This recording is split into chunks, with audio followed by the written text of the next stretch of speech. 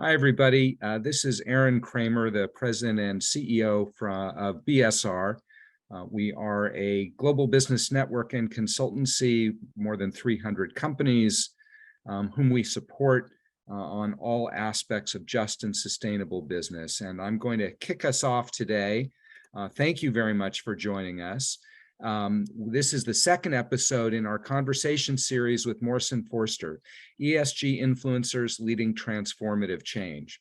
And for today's session, as mentioned, the second one we've done, we are very honored to have Tim Mohin with us. Tim is a true legend in the field of ESG and sustainability. I have worked with Tim over many years. Tim is a global sustainability leader, a keynote speaker, and an author. Tim has really covered the waterfront in terms of the platforms from which he has impacted sustainable business. He served as the CEO of the Global Reporting Initiative, the GRI.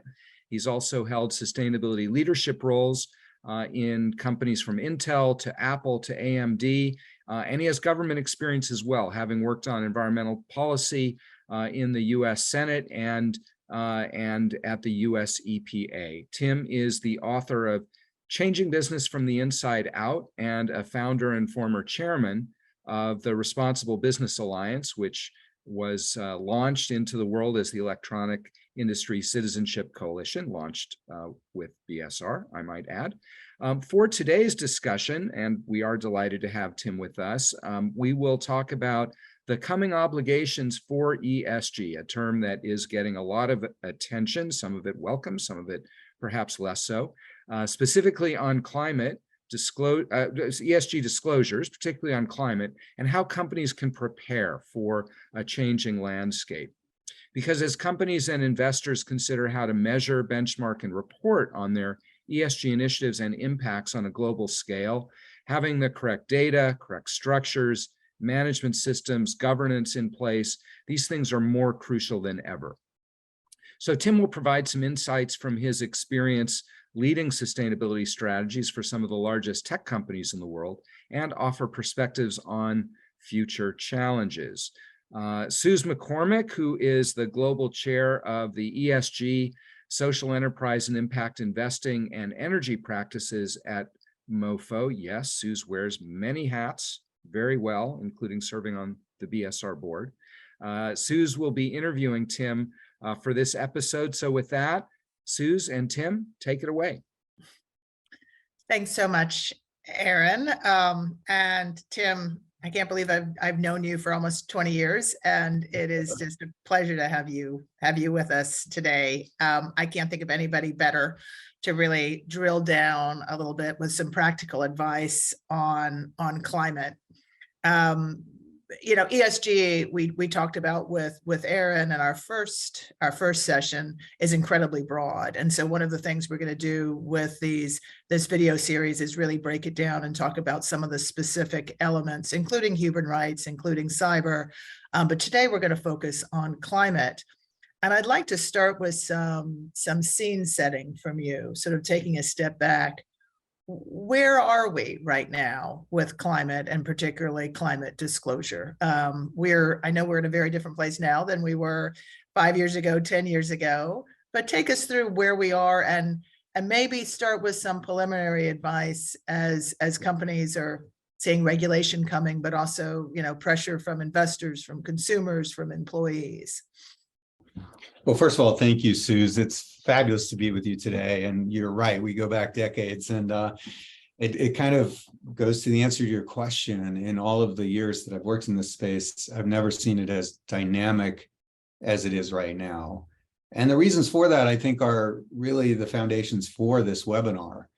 Sustainability disclosure has been around a very long time. You mentioned, or Aaron mentioned, that I led the GRI, the Global Reporting Initiative, for a few years. And the GRI was and is still the largest sustainability disclosure standard that is used by companies for voluntary sustainability disclosure. And when you really look at that, GRI has been around since, my goodness, the probably early 90s. It split off from Series in 97. And, that's a very, very long time. I think 25 years now of independent standard setting at GRI. And now most companies, I think it's 92% of the S&P 500 actually voluntarily disclose some sustainability information. And so you could say, okay, so what's new? What's new is that this information is actually crossing the threshold from the voluntary disclosure space into the mandatory disclosure space. What does that mean? It means that some of the disclosures, not all, will be integrated into financial statements.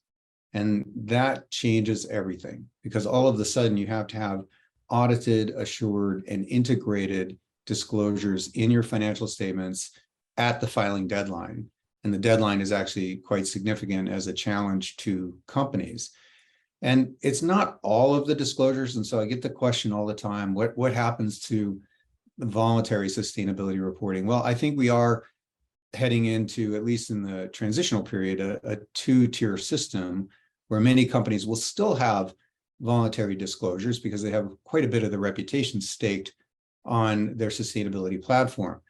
But the new is that some of the information, and climate is at the top of the list, will cross that threshold into the mandatory financial statements. We're seeing that with the SEC proposed rule in this country. We're seeing it with other mandates that are coming out of Europe in particular, but also Asia.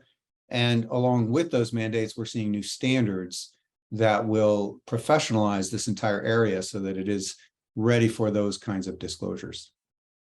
So to put it a different way, it used to be, yes, some companies, obviously there was regulation in the energy sector, for example, about what they disclose, but in most other industries, people were already voluntarily disclosing. Now there is going to be a lot more consistency, and you have the regulators that are requiring disclosure. And obviously different countries, different jurisdictions are further along. The US with the SEC is coming, and we'll come to that. So to start off, you're looking at this world of climate disclosure. You've been doing some, but not a lot as a company. Tell me your top three sort of recommendations for how a company that maybe is not as far along as an Apple or a Chevron, how they should start thinking about climate disclosure. That's a great question. When you look at this area, especially if you're not as mature as some of the name brand leaders you mentioned, the right place to start is really with governance. Most people want to start with the data. The data is absolutely essential, but it's hard, especially as many of the mandates that are out there get into this area of scope 3, which is really your value chain, both upstream and downstream of your company, which is incredibly difficult to gather that information. Before starting on that, or simultaneously with starting on that really difficult job of gathering all of that data, it's really essential that the governance of the company, from the board directors to the C-suite, have the structures, systems, and processes in place to receive that information, to interpret it, and to set reasonable goals for the company, and then have a feedback loop for how is the company doing against those goals. And I'll add to that, this goes back to the first question you asked. It's different than the current form of disclosure, in that when you're disclosing things in your financial statements, first of all, there's a quality commitment. These disclosures have to be audited and assured, which I think in the voluntary markets is less than half are doing that. So that's number one. Number two is you have to start looking at it from the position of risk, specifically financial risks to the company. That can be physical risk, adaptation risks over time, transition risks. All of these risk models need to be incorporated into that information. And so starting off with a governance model that has people that are educated in this space, moving to the business systems and processes, and then going to, what data do we have and what is audited and assured and reliable data. That's how I would start. And would you agree that at least initially, when you're starting out, less is more. In other words, you can get in trouble for greenwashing, or you'll actually get more in trouble for saying things that you can't support with good data now than not saying and saying, setting a goal and saying we're working on it when it's coming. Would you agree with that? That's 100% right. In fact, a mutual friend of Aaron and yours is Joel McCower, and Joel does a piece every Monday. This Monday, today, he had 12 messages to greenwashers, and he didn't pull any punches, as only Joel can do. And so it's quite clear that many companies and financial institutions have sort of jumped on the bandwagon of setting fairly ambitious goals with regard to climate change. This is net a good thing. We want to see companies taking steps like this. However, goals without plans are greenwash, and that needs to be called out, and it will be called out. I've called it the accountability crisis, because there's more than a third of the S&P 500 that have now set some form of net zero carbon commitment. And many of those, and I don't have the actual numbers, don't really have demonstrable plans behind them to meet those goals. And so as time clicks off, I think you're going to see a lot of scrutiny on those goals, and those companies will be held to account. And then I've also noticed it in the Net Zero Asset Managers Alliance, great intentionality, getting there for investors and all their portfolio companies, in addition to companies, is a high hurdle.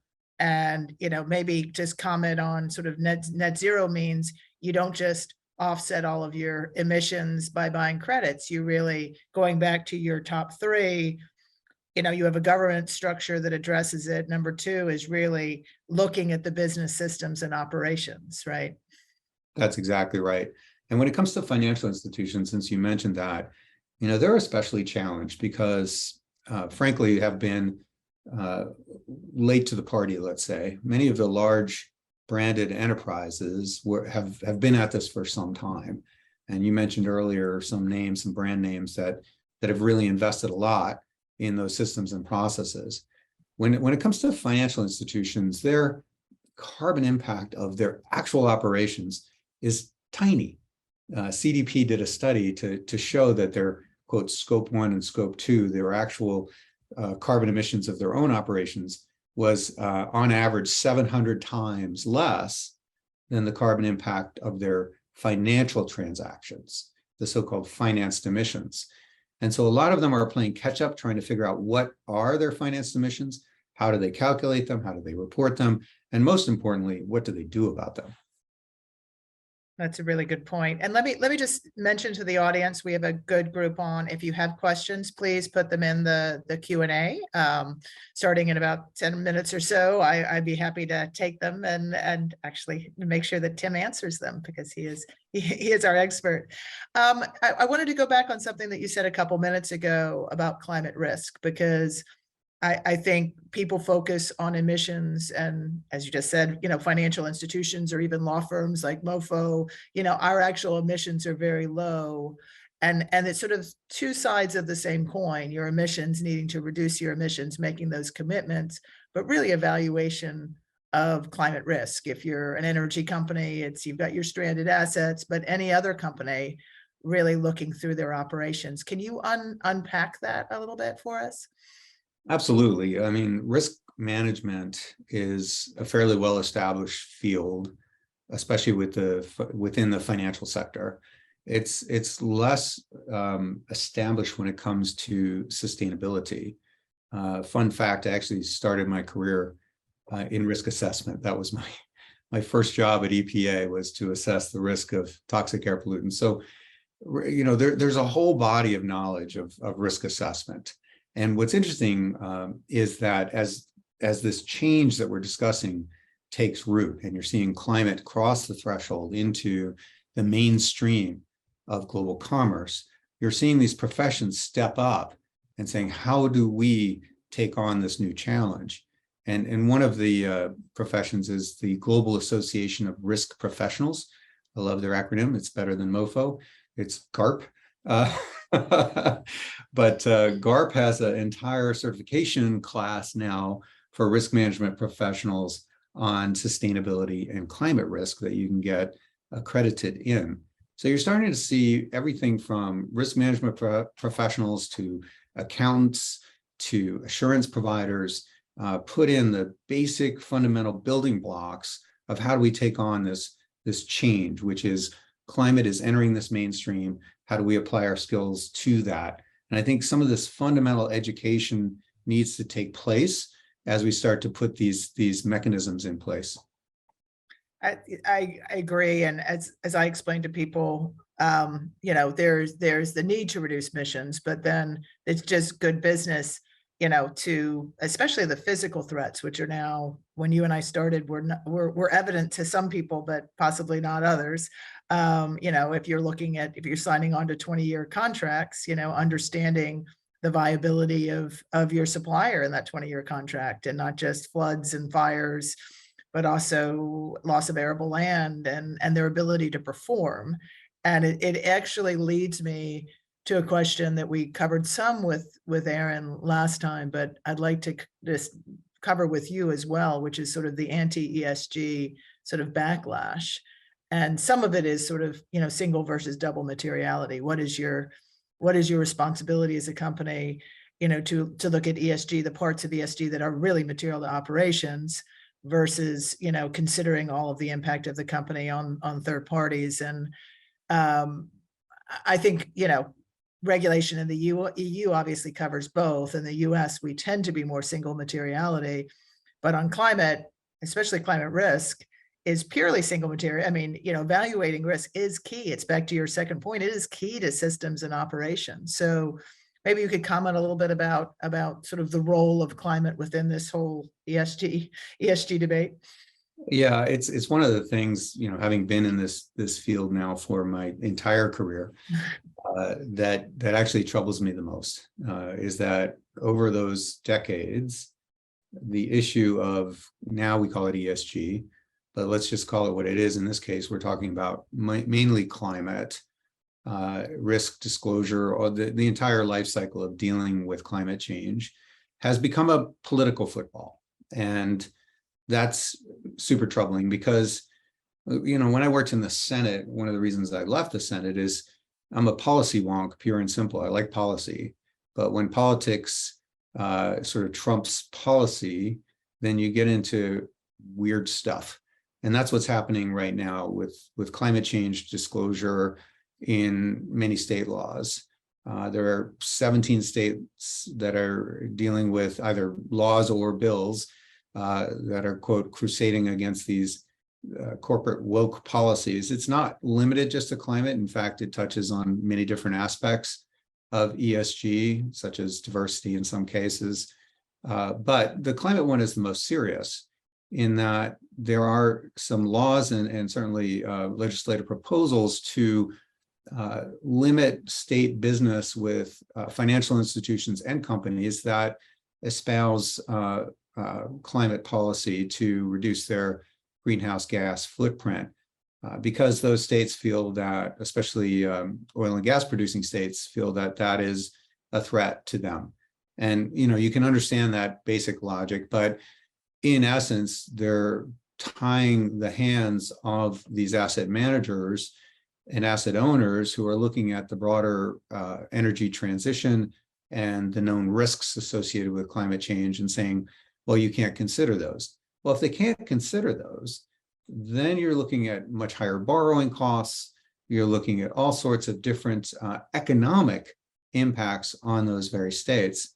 It was interesting, just yesterday, an article came out in the Financial Times with Sarah Bloom Raskin, who was the nominee for the Federal Reserve vice chair, who was testifying about this issue and saying that the costs to states like Texas and others are going to be debilitating to those states.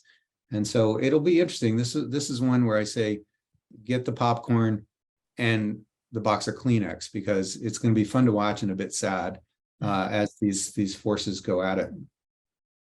Yeah, and holding us back in terms of what we need to do. I do find on the more conservative side, if you talk in the language of single materiality and explain you're not, this is not about saving the world necessarily, although we need to do that for business as well. But this is about what is necessary for the business to make sure that it has a viable supply chain. It has, it can service its customers. It can continue to manufacture around the world. Then you kind of have a different conversation. We do have a question that has come in. I want to drill down on business processes and systems in a second, but let's go back to your 3 suggestions, starting with governance. And you started with governance. I also start with governance. I know Aaron starts with governance as well. And the question is whether you have specific suggestions for how to get executive buy-in to make this a priority so that companies can move forward more expeditiously. Yeah, I think it starts with people. Having served in 3 different companies, all different cultures of those 3 companies, and especially among the executive ranks. I'll use a specific example. My last corporate job was with AMD, went through 4 different CEO transitions while I was there 7 years. And, during each transition, you had a new CEO and executive team come in, and I took it upon myself to sit down with each of the executive team and kind of walk through the history, the current challenges, and the possible future directions for our corporate responsibility / sustainability programs. And it's amazing what you learn when you shut up and let people talk. These are business leaders. These people have not studied sustainability. They're not like me, who've spent their whole career on this space. But when you actually start to get into the issues, you find that I think really, I find it rewarding. Many of these people care deeply about these issues and want to see their legacy as leaders in a company reflective of sustainability progress. And so, with that experience, we developed, I'll go to another example at Intel. It was early on, kind of a more negative example where shareholder proxies were coming in fairly regularly. And we felt at that time it was incumbent upon us to have a structure at the board level, which was a committee. At first, I think it was delegated to a standing committee, and then it became a freestanding committee to deal with sustainability issues at the company. So there's lots of different ways to approach it, but the common element is to sit down with the people in power, the folks who are on the board, in the C-suite, kind of walk through. And I worked with BSR quite a bit on this, actually, the basics of a materiality assessment, looking at what's going on in the world around the company, what's going on within the company, and how those 2 things intersect. And once you go through that process, you not only learn a lot, but you sort of gain a cadre of people who are interested in this and willing to learn more and set up structures and devote their time to the issue. Yeah, I agree. I agree with all of that, obviously. And I think it is, from what I have seen, my vantage point over the last 20, 25 years, if you have a strong CSO who is given a seat at the table with senior management, is not answering to the head of marketing or the assistant general counsel, that is helpful in communicating and helping the communication, the direct tie-in with the C-suite. I also, it's not just because I'm a board member, entities like BSR can be incredibly valuable, partners to help tell the story. So it's not, just the CSO. It is somebody like BSR that works with, most of the Fortune 500 who can, tell people and really explain it, what is happening in the market, what is happening in terms of consumer demands, and then, helping to assess the risk and convince change to convince people that this is necessary. Can I react to that just for a minute before the next question, if I could? Yeah. So in the intro, you guys mentioned my book.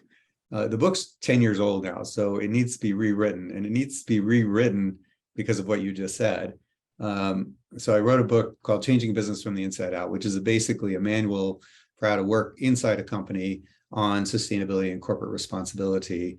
And if there's one lesson from the book, it's you have to lead through influence, which is a good lesson almost in any career, but it's especially good when you don't have much power within the company and yet you have a lot of responsibility.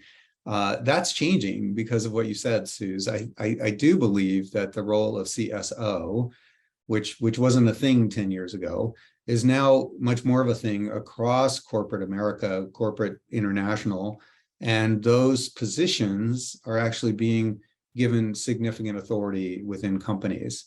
That creates a whole series of career challenges because folks from sustainability backgrounds like myself don't necessarily bring those full business suite of skills with them.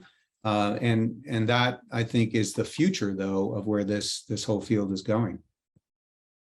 Yeah, I agree. And I've been interested that there are a number of companies, like Nestle, for example, where the CSO and the GC are the same. My practice point is I think you do your company a great disservice if you only look at ESG and climate from a compliance lens, because as we've just talked about, this field existed for 20 years.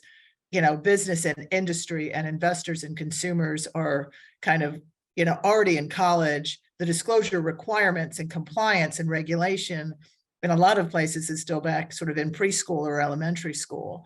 And so, if you want to keep up with your competitors, if you want to really be able to assess the risk with your business, if you want to be prepared for what is coming, just viewing it from a compliance perspective, I think does everybody a disservice, but that's so I'm fine with this CSO GC linkage, and they need to work very closely together, but it is much broader than just compliance, which brings me to what I want to focus on for a couple minutes. And again, if you have questions, please feel free to put them in the chat and we will ask them.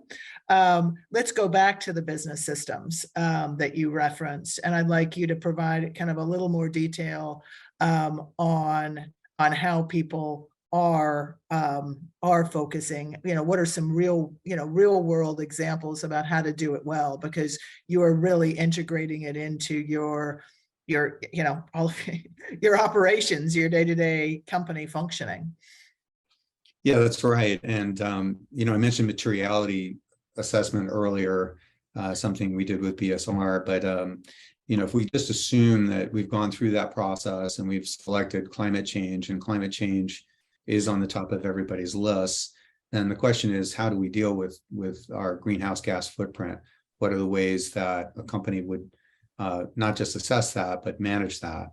And it starts from, I think, a bottoms-up review of that footprint. So many companies, as we discussed earlier, have done sort of the tops down, this is an issue. Our competitors are ahead of us with goal setting. Let's just set a goal. My sense is that the wise companies take their time and they look through their entire assessment across the value chain, figure out where the opportunities and the risks are, and from that develop a strategy. So any good business system starts with an overall objective, and if that objective is built on facts and data about not only the company's retrospective carbon impacts, but where the company is going in the future, then you're on solid ground. Then you have something to base your objective or your goal upon. And then any good objective is followed up by the basics of sort of having the right people and the right processes and the right feedback loops associated with it. So you have to have the people that have authority for actually mitigating the impacts. Sometimes that might be the supply chain leader, for example. And some of these folks are not going to be as educated on this topic, nor maybe as motivated. So you have to do that sort of basic human resources, look across who are the most important people? How do I get them fully capable and in place? Then you need to have the actual, this is the regular business process that we all go through, the cross-functional quarterly meeting where everybody's going through how they did, what are the barriers, what needs to change. Because if you don't have that, goals tend to get forgotten.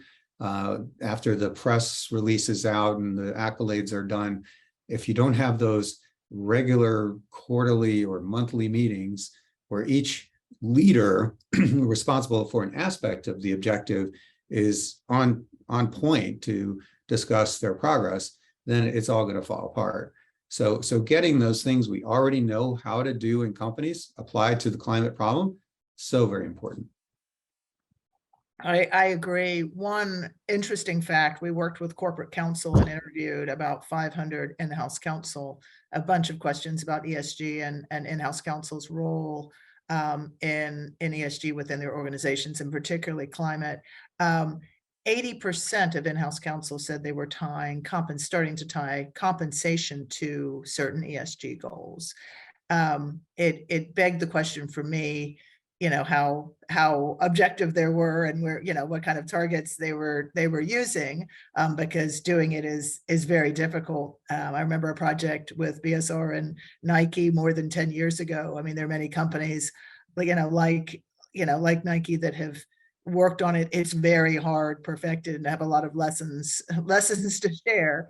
But what are your thoughts on how compensation can be a valid tool? And this takes me to sort of the governance point where, well, I'll get to it, but having it part of the purview of the comps committee, as you mentioned, it's included in the financials, so it's part of the audit committee, and then it's part of the scaffolding, so it's part of the governance committee, is actually key to having an effective policy around and practice around climate.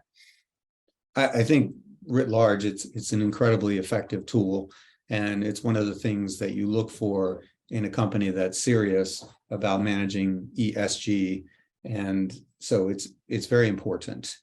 But I've seen it done well and I've seen it done poorly, and this is actually, it goes beyond climate and ESG. When I've seen executive comp, specifically, it tends to be a bonus formula associated with various attributes. There are those that you feel like you had an impact on, and those that you got lucky or unlucky on. And year after year, that formula had both within it when I was within companies that did that.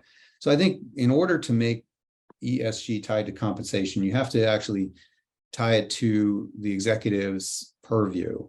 What is it that they can do? What do they have responsibility for? And more importantly, authority to manage, and then associate it. And it's more work to do this, but associate the compensation with success on those items. And it breaks down differently. I used the supply chain manager in a previous comment. Turns out that scope 3 emissions in the supply chain tend to be one of the largest parts of a corporate carbon footprint. So how does a sustainability metric get tied to that supply leader's compensation? Well, it's going to be all about things like doing a risk assessment of the supply chain. Did you open their contracts? Did you manage actually see the emissions and manage those emissions? How did you, those kinds of details are incredibly important. Otherwise, it's a kind of a tick the box and I got lucky or unlucky this year. Well, let's actually talk about the supply chain, and then I'm going to pull in a question that's from the audience again. One of the things that we've noticed is companies are looking at climate different from anti-money laundering, anti-bribery, different from human rights and DEI, different from privacy and cyber.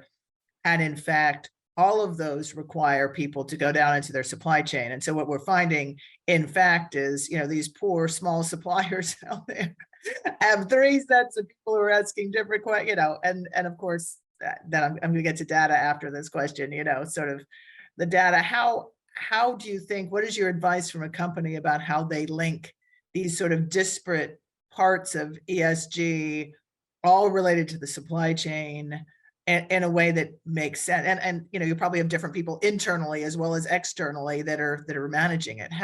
What's your advice in terms of how people can pull those threads together? And then the second part of the question is really taking one of those threads that runs alongside climate and privacy. How are people incorporating privacy into the framework and reporting? That's a great question. And it takes me back a little bit. I don't know if this was clear in the bio, but when I worked at Apple, I was the founding employee of their supplier responsibility program. which let's just say was a huge challenge. You know, a massive supply chain, all in Asia, all sorts of ESG issues across the board. My job was to fix that. Where do you start? And I gave a talk a few months ago at the Institute for Supply Management where I had to kind of go through this. And I recall some of the things I learned in the supply chain world, which was that, you know, there are 3 rules that govern supply chain: cost, quality, and timely delivery. And you can only get 2. You can only optimize on 2. And I remember an executive said at the time, I don't want much. I just want my goods instant, perfect, and free. And if you can do that, we're good. So that's the pressures that go between buyer and supplier. And then you got a guy like me coming in and saying, well, okay, but we need to worry about workforce conditions and climate change and safety, et cetera. And, you know, honestly, there wasn't much room for that. So I had to take a step back and say, how could I be effective here? You know, because the power of the purse, which, you know, clearly Apple had, goes only so far. You really need to help the other side of the transaction, the supplier, to really understand and be capable to manage these issues within their operations. And so some of the things were to use the existing business practices, things like quarterly business reviews, which most companies operate to manage their large suppliers. We did a sort of 80-20 analysis to understand where the biggest risks were. And then we added information into those quarterly business reviews. And the other thing that I really kind of go on a rant about is to keep it really simple, that KPIs are key performance indicators. They're not everything you can measure. There are things that you can measure that show the overall functioning of the whole system, and get those things in there and start looking at them quarterly, track trends. And then when you're getting even more mature, you go from tracking trends to doing comparisons between one supplier and another. And that last little bit, I've never seen anything drive performance faster than comparing one supplier to another on things that are in the ESG space. So, you know, some of these sort of basic lessons learned are still very, very relevant when it comes to supply chain. And I think that those things can be applied and should be applied as we get into this new world of mandatory climate disclosure. Your other question was on privacy, right? Yeah, but the specific question from Tina is, how are you seeing companies incorporate privacy within the ESG framework and reporting? Yeah, I think privacy is kind of one of the biggest issues when you come to, for example, tech companies, because they're dealing with so much data around their customers. When it comes to dealing with suppliers, you also have a fairly significant privacy issue. When we founded and ran the organization Aaron mentioned, the Responsible Business Alliance, we spent a great deal of time to set up the data system so that there was anonymity and there had to be sort of a agreement between buyer and supplier before the information could be unlocked. Otherwise, you know, you have a privacy violation, essentially. Much of this information can be quite sensitive. It can reveal compliance issues. And as you know, Suze, compliance issues carry liability, but known compliance issues carry a lot more liability. And so it's quite important that the information is protected in the data systems that are operated, and especially when it comes to collaborative data systems, like I mentioned at Responsible Business Alliance. Well, great. And I'm going to go back to software in a second, but before that, I want to, where a lot of people start, I want to get to, which is, you know, data, and particularly carbon accounting software that's really exploding. You know, what are some things if the company is going to engage with a third party to help in terms of measuring, monitoring, and then sort of making the linkages between, you know, carbon and emissions and financials, some advice that you have for them in terms of how they gather the data and then how they work with software providers in terms of actually figuring out how to use the data in a productive way. Well, I think the first thing to understand is that carbon is a data problem. And there's no one chasing after your plane with a carbon monitor to figure out how much it emitted. It's a calculation based on, what class of service you had, how far you flew, et cetera. And that's the same for almost every corporate transaction that you can think of. So carbon is a data problem, number one. Number two, there are very specific accountancy rules for how to apply emission factors to each category of transaction within your company. I used the travel example before, but the same can be said for almost any corporate transaction. So you have to understand that these accountancy rules are quite mature. They've been around for over 20 years, the greenhouse gas protocol. And what's happening within the software space right now is several companies are encoding all of those accountancy rules and incorporating emission factors on top so that you as a company can simply download your corporate transactions and out comes the carbon estimates. And that all sounds real easy. It's actually quite complex and quite difficult. And one of the biggest difficulties, to answer your question, is integration.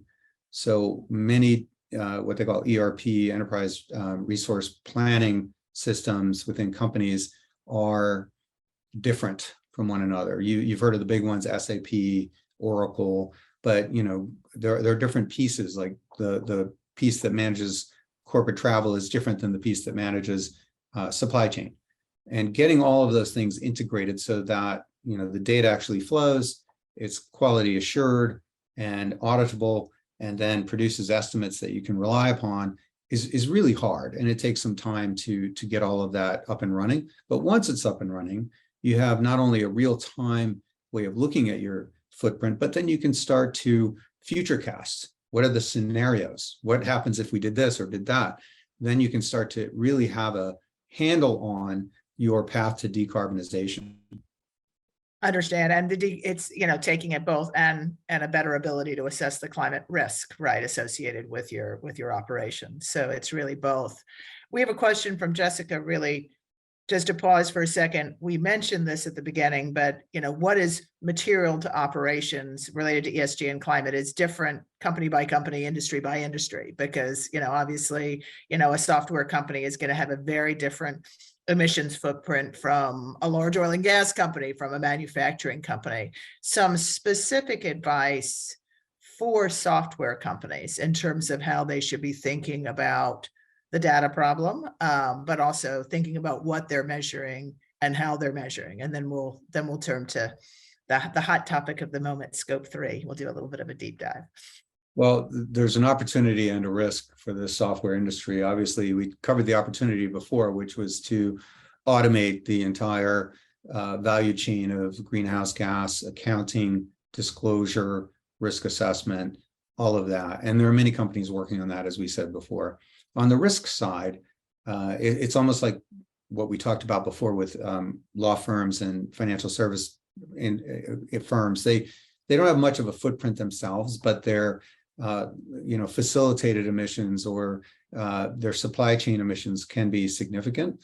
In the case of software, it typically happens in data centers, and you're looking at several different companies that are providing relatively great information and fantastic carbon mitigation schemes. AWS, for example, is a great provider that is leading in that.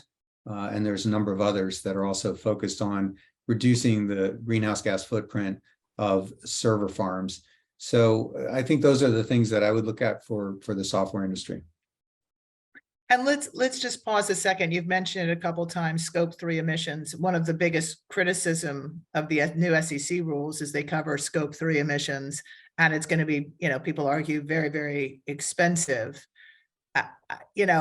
In terms of measuring your emissions, if you're a software company, you could say we don't have much emissions. It's not material. We don't need to. But if and when the SEC rules go into effect, odds are high, if you're a software company, you're in somebody else's supply chain that is going to have to report, number one. And number two, if your marketing department has gotten out in front and made any net zero or carbon neutral, promises, pledges, you are going to have to measure. So I don't think there's really going to be any company, public or private, that's not going to have to measure their emissions. So talk to me, sort of help unpack what it really means to measure and monitor your scope 3 emissions, and then any practical advice about how companies can do that in a cost-effective way. Look, this is where the world of ESG and finance diverge. And we had talked about this great convergence, ESG specifically climate going into the world of mainstream commerce and finance. Great. But commerce and finance is based on accounting procedures, set by internationally, the International Financial Reporting Standards, IFRS, which is now working on sustainability standards. And in this country, we have GAAP, generally accepted accounting principles, set by the FASB. And so you've got kind of a mismatch there, because nowhere in finance do you have to account for all of these upstream and downstream activities and then somehow be responsible for them. And that's the difficulty that we are currently facing. So some of the kind of academic accountant folks that I know are up in arms about this and see that there is a mismatch in the accountants, the basic accountancy standards, and that needs to be fixed. It remains to be seen how it will be fixed. But what is very clear is that all of the mandates around the world are inclusive of some scope 3 emissions. Why is that? It's because the majority of the greenhouse gas footprint for most companies is in scope 3, as we just discussed for law firms and financial firms. So I think it's here to stay. To get to your question, though, how do you cope with it? I'll use an example. When I was at AMD, we started to look at this area really, really in depth. And we looked at the entire footprint, and we found something we weren't really anticipating, which was the majority of the greenhouse gas footprint was not upstream in the supply chain, it was downstream in the product, because we were making electricity consuming products. And all of a sudden, it just changed our entire strategy. We said, well, we should focus there.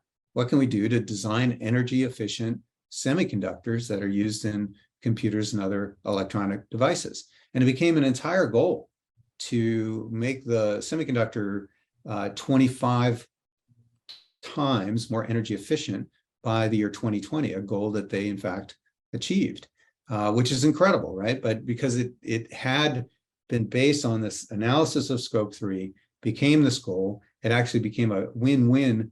That means it had business benefits as well as sustainability benefits for the company. So that's just one example, but the common thread is look across the entire footprint, do an assessment, use a consultant, get some raw data, understand where the biggest impacts are, and start drilling in there.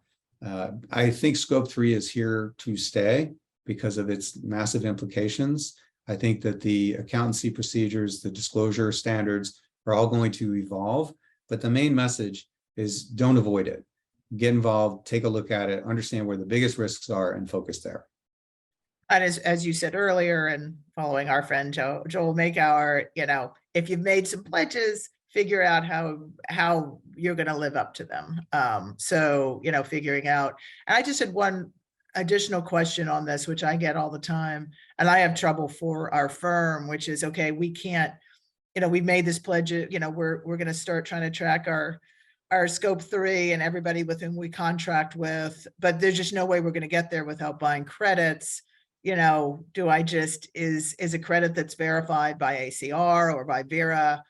How do I tell that these are good credits, particularly if I'm a company and so I don't end up, either on the John Oliver show or on the front page of the New York Times that, in fact, all these credits have been generated and, they haven't actually done anything to reduce emissions. Any practical advice there? You're touching on an incredibly important issue. And I think that the area of carbon offsets, even though John Oliver made fun of it, I think he maybe overdid it a little bit, because offsets are essential to prevent stranded assets as we go through an energy transition. But to your point, quality is the problem. And that's where John Oliver was really poking fun, because some of these offsets get ridiculous. And the only way to avoid getting sort of stained with these poor quality offsets is to have people within your company that actually work for your company that are really focused on this. It's almost like a carbon trading desk, because not all carbon offsets are created equal. You have to really kick the tires. You have to understand, if it's been certified by one of these certification agencies, what does that really mean?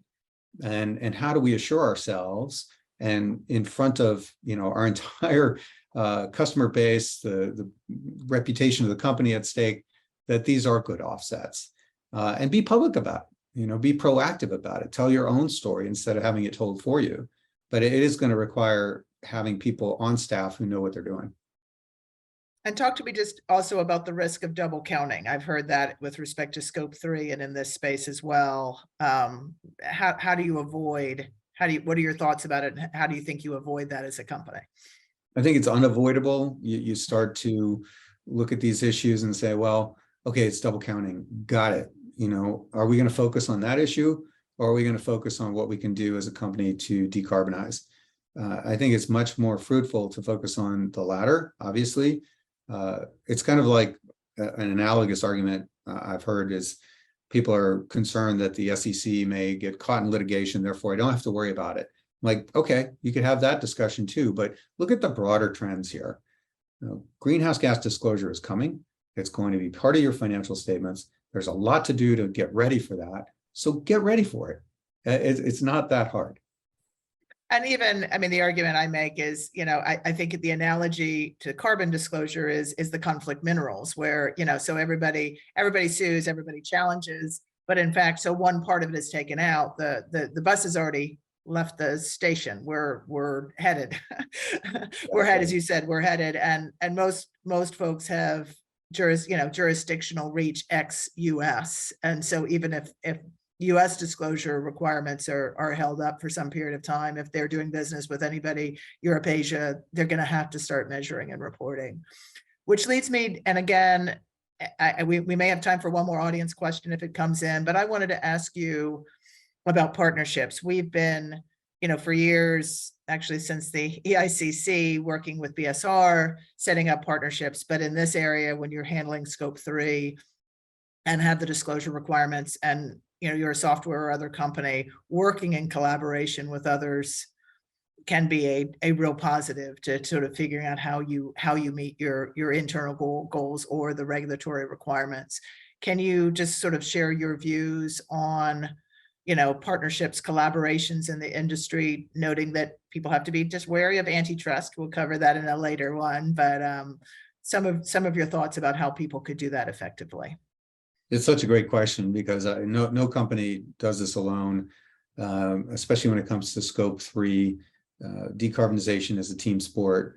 And we mentioned double counting before, and that essentially means that, we're using the same suppliers across the supply chain, let's say. This is how the Electronic Industry Citizenship Coalition, now Responsible Business Alliance, got started. I'll never forget it. The guy who's currently CSO at Intel used to work for me, and he came into a meeting room with a chart, and he showed, this is the number of audits that we're seeing at our factories and our supply chain. It was just a log phase growth.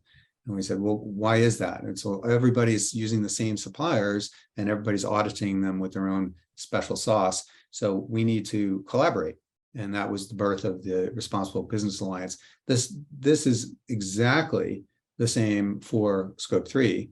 And it's not just RBA, in case you think we're doing an ad for them, but folks like EcoVadis have completely made their business off of the buyer-supplier relationships, and specifically passing this kind of information on ESG, specifically climate, between buyer and supplier up and down the supply chain. And you mentioned conflict minerals, because conflict minerals actually ties the entire supply chain together. So we know how to do this. We know how to relate buyer supplier. We know how to pass this information in a way that protects privacy rights and gives companies that are involved in these pre-competitive collaborations a huge advantage in terms of getting ahead of this, actually saving themselves cost because they're working together. But that word pre-competitive, not to upstage your next webinar, is essential. It's got to be done within the right envelope, or else it can get you into trouble. it leads to, definition of collusion, which is an antitrust problem. So we will Right. come to that. Thanks so much, Tim. I think I'm going to leave it there. Really enjoyed speaking with you, and I'd like to turn it back over to my friend Aaron Kramer to talk about what's coming next. Great. Excuse me. Thanks, Suze. Thanks, Tim. Really interesting conversation. It's amazing how much ground was covered in a bit less than an hour. And this is one of the things, just back from Climate Week before last, where I saw Tim. I mean, this is a topic that is on everyone's minds right now. So thanks, Tim, for illuminating it. Suze, thanks for guiding a really interesting discussion. And I just wanted to give a brief preview of our next episode, number 3. Normally we're doing these. Well, I guess we're on the first Tuesday. Strike what I'm saying. I'm trying to be too clever here. The next one is November the 1st. So 4 weeks from tomorrow, same time, 8:30 a.m. Pacific time, 11:30 East Coast time, 5:30 Central European time for people who are joining us from there. And we will be delighted to welcome Rose Kirk, who is the Chief Corporate Responsibility Officer at Verizon, who will give you her perspective. And this will be the first corporate executive we're going to have in one of these chats. So again, thanks, Suze and Tim. Thank you all for joining us today. And we look forward to being with you again next time, November 1st. Thank you. Bye-bye. Well, bye-bye.